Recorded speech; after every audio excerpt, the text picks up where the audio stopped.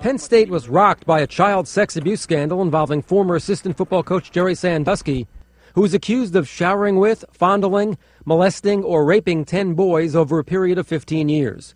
Longtime head coach Joe Paterno, major college football's all-time winningest coach, and University President Graham Spanier lost their jobs over the scandal.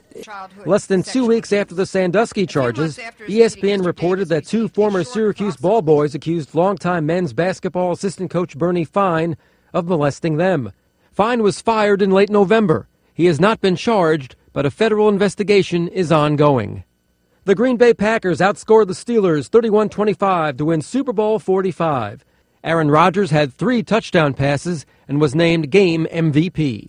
Dirk Nowitzki was named MVP in the NBA Finals as Dallas bested Miami 4-2 for the first title in Mavericks history. Players in both the NBA and NFL were locked out in labor disputes. After a work stoppage lasting 4.5 months, the NFL and its players settled in time to start a full season. But the NBA and its players did not agree on a new collective bargaining agreement until after the first 2 weeks of the season were canceled. An abbreviated 66-game season got underway Christmas Day. The St. Louis Cardinals were down to their last strike twice in Game 6 of the World Series, but rallied to beat Texas and then won Game 7, taking the Fall Classic 4-3. Albert Pujols belted 3 home runs for St. Louis in Game 3, tying a World Series record. But the 3-time National League MVP, a free agent after the season, left the Gateway City to sign a 10-year, $254 million deal with the Los Angeles Angels. Mike Krzyzewski became the all-time winningest coach in Division I men's college basketball history with win number 903 as Duke beat Michigan State in mid-November. College football saw a number of teams moving from one conference to another.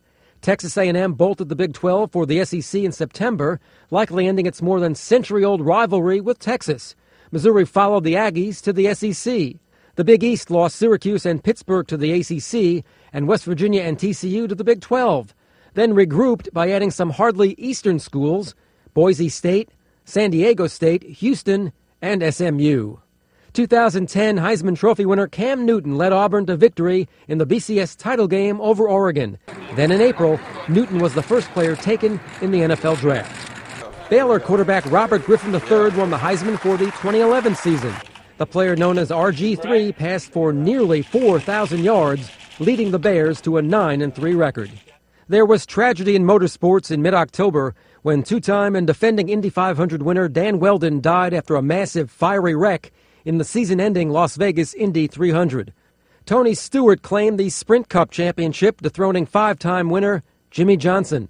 UConn won its 3rd men's NCAA basketball title, denying Butler, which was runner-up for the 2nd straight year. Texas A&M knocked off number 1 seed Stanford to win the women's title.